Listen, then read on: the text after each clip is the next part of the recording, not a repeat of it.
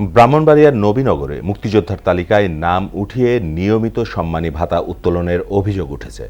অভিযোগ রয়েছে মুক্তিযোদ্ধার তালিকায় ১৬৫০ জনের মধ্যে ৪৮১ জনই ভুয়া। এ নিয়ে মুক্তিযুদ্ধ বিষয়ক মন্ত্রণালয় ও সমাজ কল্যাণ মন্ত্রণালয়ের অভিযোগের পর বিষয়টি তদন্তে কাজ শুরু করেছে উপজেলা প্রশাসন। প্রতিনিধি সাইদুল আলমের পাঠানো তথ্যচিত্রে রেজওয়ান করিমের ডেস্ক রিপোর্ট। সরকারি তালিকায় ব্রাহ্মণবাড়িয়ার নবীনগর উপজেলায় মোট মুক্তিযোদ্ধার সংখ্যা ১১৬৯ জন, কিন্তু বর্তমানে মুক্তিযোদ্ধার ভাতা উত্তোলন করছেন ১৬৫০ জন। অভিযোগ উঠেছে সমাজ কল্যাণ মন্ত্রণালয় ও মুক্তিযোদ্ধা সংসদের কিছু অসাধু কর্মকর্তা কর্মচারীর যোগসাজশে ভুয়া মুক্তিযোদ্ধাদের গেজেটে অন্তর্ভুক্ত করে ভাতা উত্তোলন করা হচ্ছে। গেজেট আর মন্ত্রণালয়ের সার্টিফিকেটটা ছাড়া তাদের আর কোনো কিছু কাগজপত্র নাই। হয়তো আমার নজরে যিনি পড়েছে উত্তোলন করে।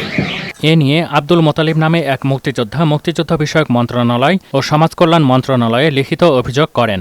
আমি আমার কমান্ডাররে সংসদে বলছি যে ভুয়াগুলি লিস্ট করো, তারা লিস্ট করতে পারে নাই, অপারগ। নিজেকে প্রকৃত মুক্তিযোদ্ধা দাবি করলেও অনেকে বলতে পারেননি কোন সেক্টরে বা কার নেতৃত্বে যুদ্ধে অংশ নিয়েছেন। আমরা স্বাধীন হয়ে গেছে, যুদ্ধ সময় না না না না মিথ্যা কথা আপনার সাথে না। যদি ভুয়া থাকে ওনারা তালিকাভুক্ত করো এবং এটাকে সঠিক সিদ্ধান্ত নেয় যে তারা ভুয়া। মুক্তিযোদ্ধা সংসদ জানায় যাচাই বাছাইয়ের সময় কিছু ভুলের কারণে এ সমস্যা হতে পারে। যদি ত্রুটি পরিলক্ষিত হয় আমরা তাদের বিরুদ্ধে ব্যবস্থা নিতে পারি। আর মন্ত্রণালয়ের নির্দেশ পেয়েই বিষয়টি তদন্তে কাজ শুরুর কথা জানালেন উপজেলা নির্বাহী কর্মকর্তা। তারা কোন ক্ষমতা বলে বা কোন সার্টিফিকেট বলে বা কোন গেজেট বলে ভাতা পাচ্ছেন সেটা আমরা খতিয়ে দেখে আমরা একটা রিপোর্ট মাননীয় মন্ত্রী বরাবর পাঠিয়ে দেব। রেজওয়ান করিম, মোহনা, ন্যাশনাল ডেস্ক।